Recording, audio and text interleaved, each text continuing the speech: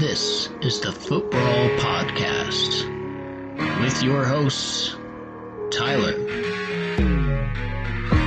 Andy, and Boyer.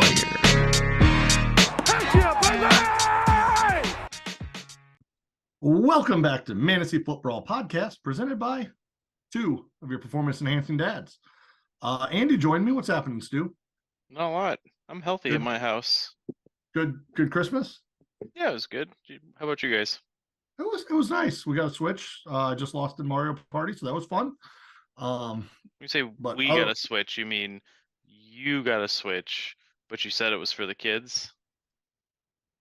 Well, our first two games were Just Dance and Paw Patrol City, so You like what you like, that's fine. Then I had to go out and buy Mario Party, so I had something. I'm looking at getting FIFA too, so I can add something to my end of the Switch. But yeah, you're right. Either way.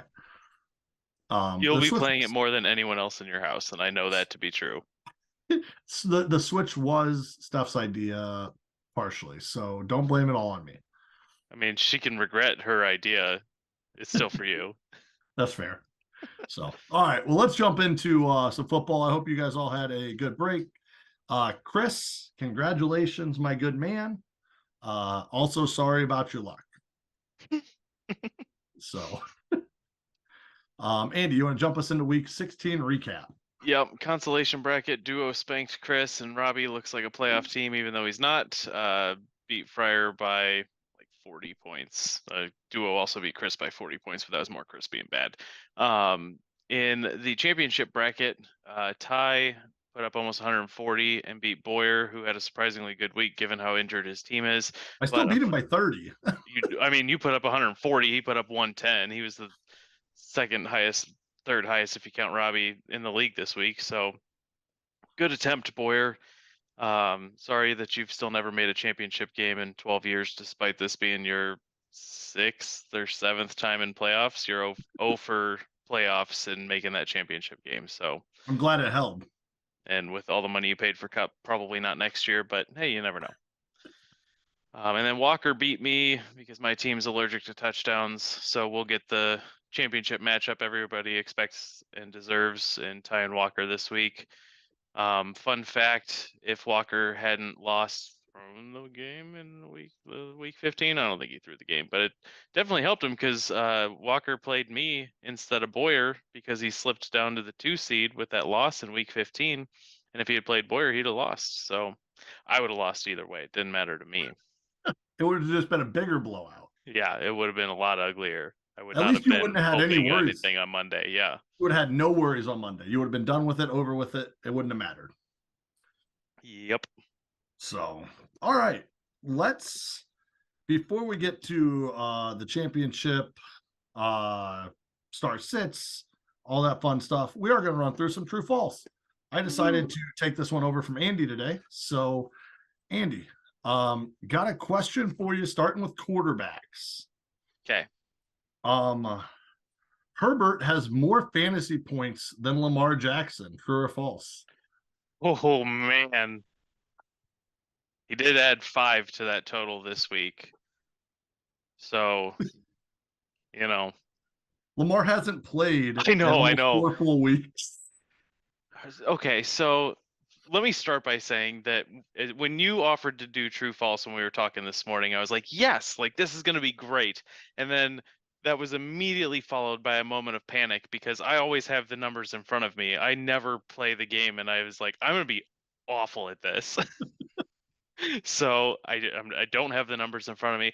Lamar hasn't been good this year. He was good the first 2 weeks. He put up like 40 points. It was like 40, 39. And then even when he was playing, he wasn't really doing anything after those first couple of weeks. So I'm going to say Herbert's got him just because I don't think he missed any time with the bruised ribs. Maybe he missed a game, but I don't think he did after week 2 or 3. And even though Herbert hasn't been very good, just the fact that he's been on the field, I think, covers the 40-point games Lamar had early on. So Lamar missing 4 games, almost 4 full games at the end here, is quarterback 12 with 245 fantasy points. I don't know if Herbert has that. Oh, no, I'm sorry. Lamar is 12 with 236.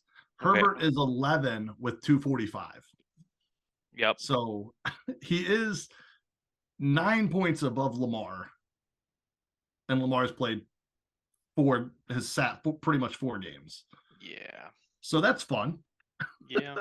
Those rushing yards will get you, guys. Anybody looking at how to draft a fantasy quarterback, go for the ones that run for a fuck ton of points, because turns out that's good money.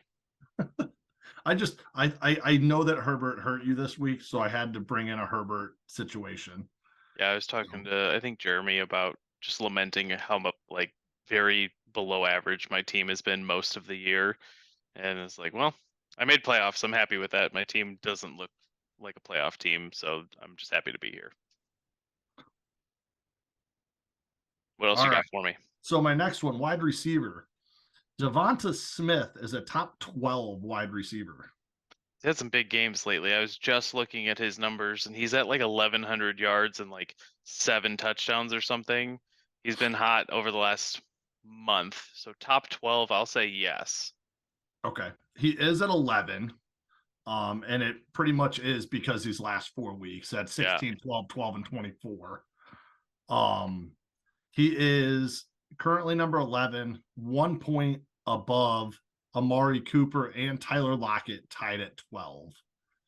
So he passed the 2 of them. Lockett's been sitting out, and Cooper has not been great the last 5 weeks. That helps. So Devonta Smith jumping into the top 12. He is one of those guys that I like to rag on all year. Not a guy that I would like to be starting, but he's a top 12 guy right now. So he's getting it done when it matters. Yep.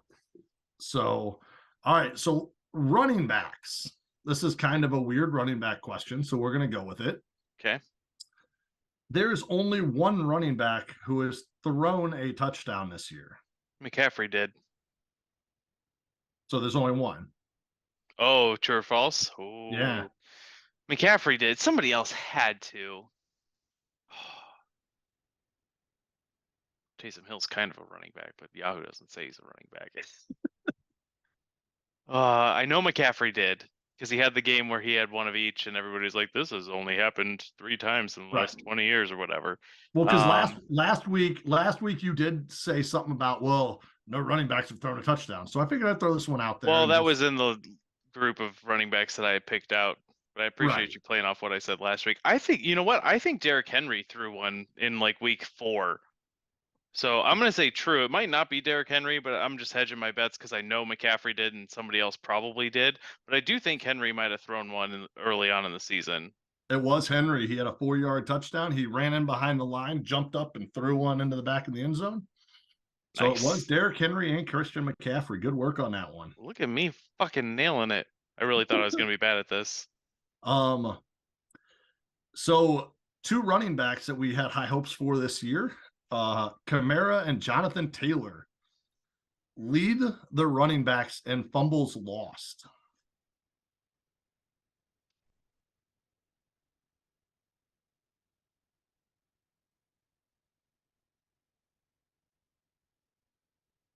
I feel like it's false, but I'm trying to think of other people who have fumbled a lot.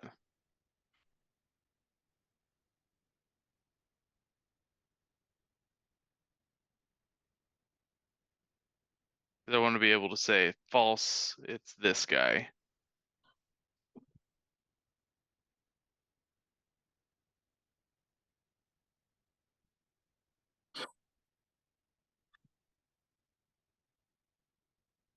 This is good podcasting. It is good podcasting time. I'll just say false. I can't come up with somebody else, so maybe it is. That means it is them, but I'm going to say false. Alvin Kamara leads it with 4, has lost all 4 fumbles that he has fumbled. Jonathan Taylor has 3. He has lost all 3 that he has fumbled. Damn. Then it goes to Mark Ingram, which has played him. He's, played all of a couple games this year. He's lost 2.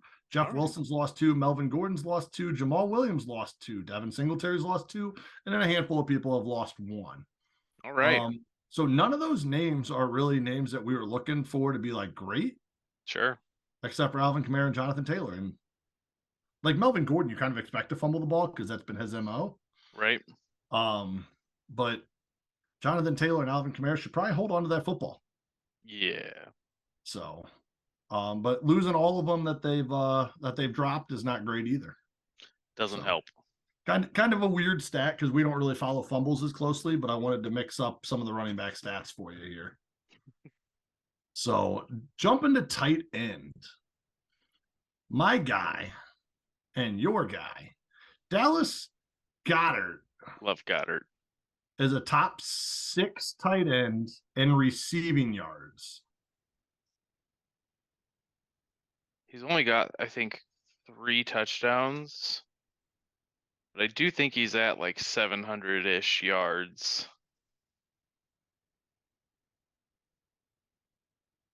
Top 6 in receiving yards. All right, so obviously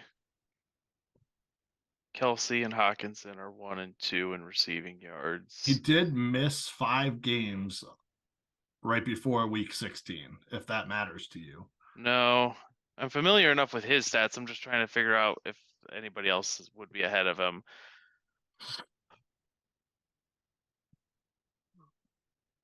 Yeah, I think he's top 6. Because I remember last week, the true or false, I said Freiermuth was top 5 in targets and receptions. And I feel like Goddard's probably not quite there, but I do think he has more yards than Freiermuth. And Freiermuth had to have been at least close to top 5 in yards with the other numbers being there. So he definitely doesn't have a ton of touchdowns. So fantasy points wise, he's probably not top 6, especially with the games missed. But yeah, yards, he's got it. So he is number 7. Freiermuth has 696. Goddard has 611. Only 6'11"? Wow, all right. Yep. And then Higbee jumped a little bit this week. He's up to Yeah, he had a big week. 576. Kittle had a big game this week. He's up to 713, but he was already ahead anyway. I was kind of right. I thought he had 700 yards. 700 yards would have been 6. Yep, he would have been I just didn't know his stats. Yep. So Goddard is number 7 in tight end receiving yards after missing 5 games. That's pretty good. So yeah, not bad. He is 1, 2, 3, 4, 5, 6, 7, 8, 9, number 10 currently in wide receiver fantasy points. Tight end, but yeah. That's what I meant. So he's number 10. All right. So we're gonna go to a flex question. Ooh. Tony Pollard, good man, is a top 10 flex wide receiver, running back, tight end. Tony Pollard is top 10 in fantasy points among flex positions. So Pollard's probably sitting at like RB 7 or 8 right now. And the only other people that are really up there are like Devontae Adams and Travis Kelce and maybe Justin Jefferson just because of the yards, but his touchdowns I don't know are that high. I think Jefferson's only got like 7. So he's sitting right there. That's why you cut it off at 10. I'm going to say yes. I'm going to say there's 8 running backs. Pollard's the 8th, and it's just Kelce and Adams that might be ahead of him and puts him right at 10. Okay. So Pollard's number 9. Okay. All right.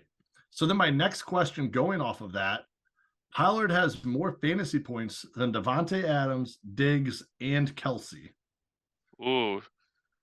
So unless Jefferson has more touchdowns than I think he does, that would probably put him put all of the running backs ahead of all of those people, because maybe Jefferson just has so many yards. Fuck it, let's go true. Yes, Tony Pollard does have more fantasy points than Adams, Diggs, and Kelce can, Is Jefferson ahead of him? Jefferson is number 3. He's had 6 touchdowns in the last 8 weeks. Yeah, he's at like 1,700 yards almost. Yeah, so he's at 1,750 for yards. Yeah, and 8 touchdowns. So he's been tearing it up lately. So he is number 3 behind Henry and Jacobs. Pollard is 9, Adams is 10, Kelce's 11, and Diggs is 13. All right. So I was just shocked to see Pollard in the top 10 total fantasy. I expected a couple of Kelce and Diggs and Adams and a couple of those other top end other positions to beat him out, and it Yeah. didn't happen. So one of my favorite ones now. Do you know we're gonna go to kicker? Do you know a guy by the name of Eddie Pinheiro? Yeah, he used to play for the Bears, and now he plays for a team that's not the Bears. Yeah, so Maybe the Giants? he plays for he did play for the Giants last year and got told to go away after that year too. Sure, that'll happen. So he plays for Carolina this year. All right. Eddie Pinheiro in Carolina is top 3 fantasy kicker and has the most field goal yardage of any kicker. Ooh. I looked at these numbers last week, and Carlson had the most yardage, but Carlson only made 48 yards worth of field goal this week. So I feel like Pinheiro had a big week. I'll say, yeah, sure. Because if he's top 3 in points or close to it, because that's where you cut it off, he sure shit isn't getting it in extra points in Carolina. So yeah, he's got to have a lot of fucking yards. Yeah, I'll give him both of those things. Yes, true. So so this guy that's bounced around team to team on 3 years has missed 2 field goals all year, and has been just putting up fantasy points. The last 4 weeks, he's put up 104 yards of field goals, 118, 113, 113. He's been at 12 fantasy points, 15, 12, 15. So this guy has been some sort of what would be fantasy gold if somebody were to have him on his team. But nobody picks up a Carolina kicker. I don't have the stomach for that. So true, he's got the most. What's that? So is it true he's got the most fantasy points? He does have. Well, he's got the 3rd most fantasy points, and then he's got 1,200 yards, and then Graham Gano for the Giants is currently sitting in 2nd, Carlson in 3rd. All right. So Eddie Pinheiro was not a name I expected to see in the top 5 of kickers. Hey, is it important to people to pay extra money for Justin Tucker still? I mean, he's number 5. Yeah, sure. So it's consistency, right? Yeah. Tyler Bass is number 2. You know, it'd be nice to have that guy sometimes. He hurt you this week. Not you, Boyer, but fair. So, all right. Well, those are the true false I pulled. That was fun. Figured you and Boyer could have a little bit of debate, but Boyer didn't show up. So, So I debated myself, sometimes in my head. You weren't as bad as you thought you were. Maybe my questions were too easy. I don't know. I tried to just adjust off of where you've been, and going back trying to think of all the questions you've had, I had said, screw it. I'm just going to go with some obscure stats. I like it. It was good. Here we are. So now, after a little true false, we got a hit. Now, Andy, what's in the cup? It's still water. It's still water. Yeah, no more celebratory wine. All right. It's just sad water. I'm rocking Saugatuck Brewing Peanut Butter Porter. Any good? I've never really cared for the peanut butter porters that I've had. It's actually smooth and creamy. It says it right there on the can. It is actually one of the better peanut butter porters I've had. It is a more smooth. It doesn't feel like it was a forced attempt. Sure. There's a little bit less peanut butter, more porter, which is fine by me.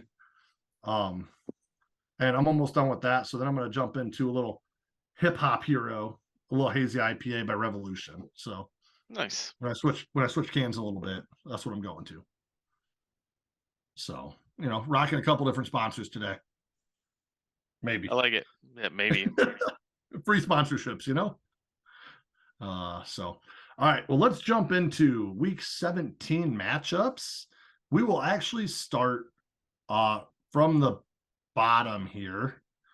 We will go ahead and we're going to kick Chris and Fryer out of here because I'm not worried about their matchup. So we will go to Duo and Robbie for that 5th place game. Let's just talk about a winner here. Duo and Robbie. I'm going to pick Robbie. I would agree, especially if Hurts is not going to play again, which I think is a very real possibility. Yeah. Derrick Sounds. Henry's doubtful right now, which is weird. Yeah, that was a surprise. They play tomorrow, so short week, but I didn't see that coming until I heard the report yesterday. Right. So this could be bad. We'll see what happens. But I'm going with Robbie for that game as well. So let's jump to Andy versus Boyer. Let's hit at least a start sit for both of you guys if there is one. And then we'll shoot up to the last championship matchup, the one that we really care about. So Andy, for your side,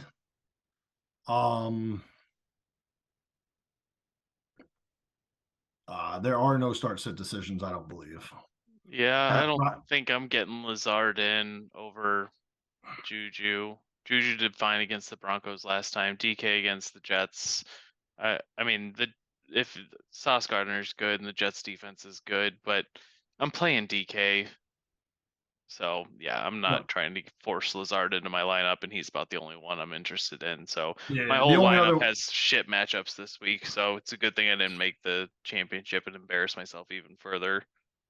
So the only other one I'd say is Freiermuth over Goddard, maybe, because Goddard didn't get a lot of volume, but he did fine with what he got. Freiermuth gets more volume, so you could bank on that, but you know, it is what it is. I think it also depends upon the quarterback situation and what's happening in Philly. Yeah. So we'll see what happens. That's the only thing that I would keep an eye on is possibly throwing Freiermuth in and hoping for the best. But how do you sit Goddard if he's going to be healthy? Yeah. So he's got just as many yards as Freiermuth almost and played a couple less weeks. We talked about it. Mm-hmm. Zach Moss for Boyer. Are you keeping Moss in after last week? He had 12 carries, I think so. 24 the week before that. We just assume Zach Moss is kind of just gonna take the starting spot there and you throw him in against the Giants. Yeah. I mean, Boyer's stashing all these hurt guys because he wants to keep Pierce and Hall. So like, there's not a ton of options on the bench, and Moss is getting the touches. So I'm not gonna try to put Dalton Schultz in, although it's gonna be funny when Schultz does better than Kittle because Boyer's made the wrong tight end decision every single week. That's not. He played Kittle last week, and Kittle. True. Kittle's been. I think he played him the last 2 weeks, and it was 21 and 24. Well, I think 2 weeks ago he played them both, so then he didn't really make a decision. Which was a smart move, probably. Right. So, all right. Well, with that, there's not really any other decisions to be made. You want to jump us into the championship matchup, me versus Walker? I'm gonna go ahead and pick Boyer in that one because I've lost all faith in my team, and not that I had that much, but it just is gone. And I've got shit matchups this week. I don't really see it happening. That's fair. I would agree with you. I think I'm going Boyer as well. Fair enough. Let's talk about the game that matters. Boyer's just got more firepower, I think. You don't score touchdowns. Yeah, which is sad given how many guys he's had go down to injury that his team's still better than mine, but my team's not great. I'm just happy to be here. That's fair.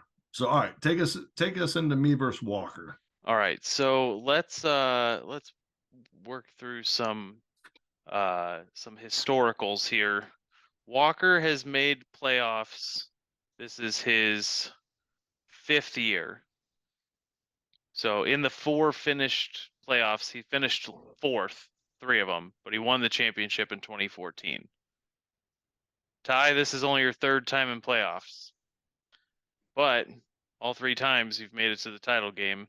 You're 1-1 right now. You lost to me, you lost to Cody, and Stat Gods helped you. So so here you are, not playing a Stipford brother and looking at Walker. I know last week we ran down head-to-head matchups. This year I pulled those numbers. Ty has the advantage in the head-to-head 8-7. So it is close. Which is not normal for me. I don't have the head-to-head against anybody. No, I don't know if that's actual head-to-head. That's if you played each other every week this year. Oh, I got you. And then your actual head-to-head matchup this year was week 9, and Walker beat you 102-86. Let's not do that again. It was your second lowest week and only one of your 2 weeks below 100 points this year. So just don't do that and you'll probably be okay. All right, fair enough. Now we can get into it. All right. I think your bench outscored my team last week. Cam Akers, yeah. And Foreman too. Foreman. Those 2 guys alone outscored Chris. Yeah. Those 2 alone put up 55 points. Yeah. We can't all be good at this. Jahan Dotson put up 13 last week. It's fine. It's fine. Yeah, I think you'll be okay this week, Ty. So, do you want me to break it down? How about I do your team and you can do Walker? Does that work? That's fine. Go for it. All right. That way you can get in on this. I don't have to do the whole thing. All right. Ty is projected for 115 right now. Mahomes and Kelsey do get Denver. Mahomes had a fine game against Denver about a month ago. He had 3 touchdowns, 3 picks, 352. So it's sitting right at about 20 points. Kelsey, on the other hand, was quieter in that game. 4 catches for 71. Kelsey hasn't had a touchdown since week 12. Yeah, I know. Just now seeing that. So,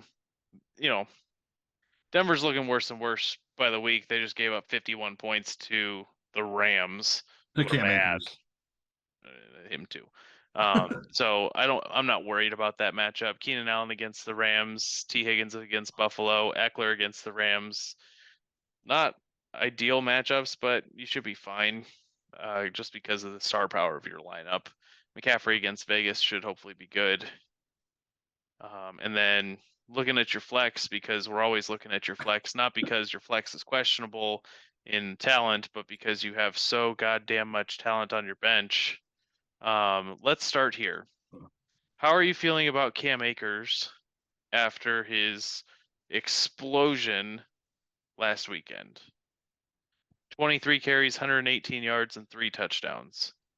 I like the fact that he has gotten 17, 12, 12, and 23 carries over the last 4 weeks. So he has been very involved. 23 carries last week was probably overinflated because they kicked the crap out of Denver. Sure. So they gave him the ball. Oh, we're losing him.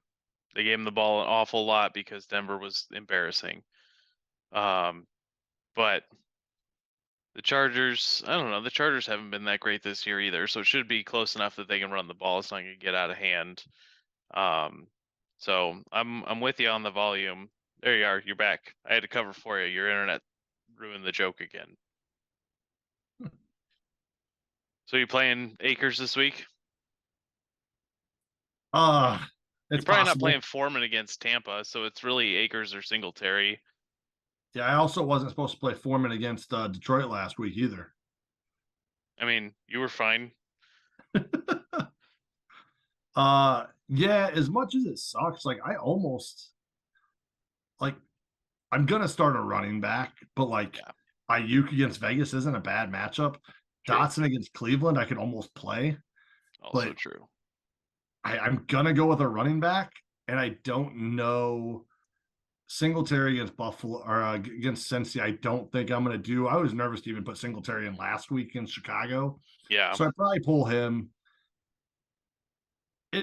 It very well might be Akers this week. I'm between him and Foreman because clearly Foreman's getting work, but they also ran more than any teams run on Detroit all year, and they look good. Yeah. Carolina has to run though. I mean, they don't have anything else going. True. So I don't know. We'll see. I'm probably leaning Akers right now, but it'll be a tomorrow decision probably. Luckily, I got till Sunday. Fair. So. All right, talk to me about Walker's side. So Walker has Gardner Minshew that is probably going to play. But do you play him at New Orleans over Dan Jones and Indy? Indy's defense is decent, but I think I got to keep Dan Jones in. I don't like that quarterback situation at all.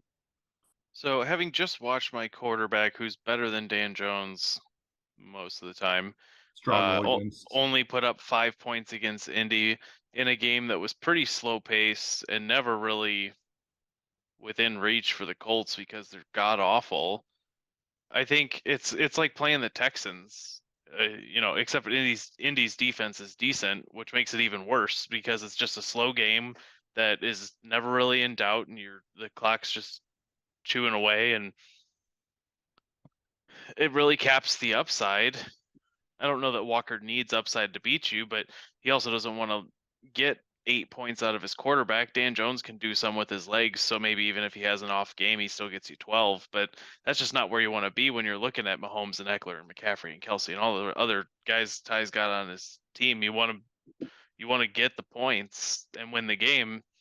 And Minshew looked really good against Dallas, and Dallas isn't a bad defense. They give up fantasy points because they give up a lot of yardage, but you know, Dallas is a good team. New Orleans is not great, although there is a little bit of the pace of play being different against New Orleans than it is against Dallas. So you're not going to have 76 points scored in that game. I can guarantee that. So I don't think either is a great option, but for my money, I'm leaning Minshew.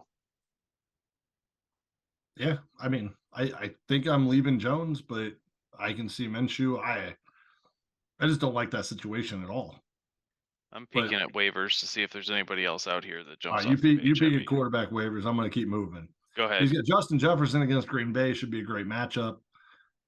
He has AJ Brown against New Orleans, which if you get Minshew in, that could be a good combination. Zeke against Tennessee. Pollard also against Tennessee. Pollard's thigh issue, from what I'm hearing, is he didn't practice with the short week. But he should be good to go. Should be just a bruise. Should be able to play. From everything I'm hearing. So I think you keep that combination in. The Tennessee defense is solid against running backs, so that's not a great matchup for the two of them. But Yeah. they could get up enough that it doesn't matter. They're going to run the ball all game. So Yeah. I don't know. You got Mark Andrews at tight end against Pittsburgh. Miles Who Sanders hasn't been against New doing Orleans. anything. Miles Sanders against New Orleans, which, once again, just stacking up all Philly and Dallas players. Then he Yep. gets Dallas kicker, Dallas defense. He's got Hopkins on the bench. He's got Colt McCoy coming back, but I still don't know how much I like that. They play Atlanta, should be a good matchup. That's the only one on the bench that I'm really looking at getting in if there's a possibility. So I guess if there's something wrong with Pollard, I'm going to put Sanders into the running back spot and throw Hopkins in. Mm-hmm. But I think you got to leave the running backs in and just kind of hope for the best here, right? Yeah, I think so. I mean, that's what's been carrying them all year. Right. Yeah, So Miles Sanders has been down these last couple weeks, but 2 of the 3 weeks before that, he put up 27 and a half, 28 points. So yeah, it sucks to see a 5 and a 1-pointer, but Miles Sanders has been a stud this year. I don't think you can bench him just because. Right. Well, and he is technically out right now with a limb. He is out with a knee injury. Yeah. Once again, it is kind of a short week turnaround for some of these guys with Christmas and whatever hitting there. So we'll see how things play. All right. You want to bounce back to quarterback? I've got a couple options for you. I want to see if anything tickles your fancy. All right, tickle my fancy. Brock Purdy or Mike White? Niners play Vegas. Okay. And the Jets play, help me out. Seattle.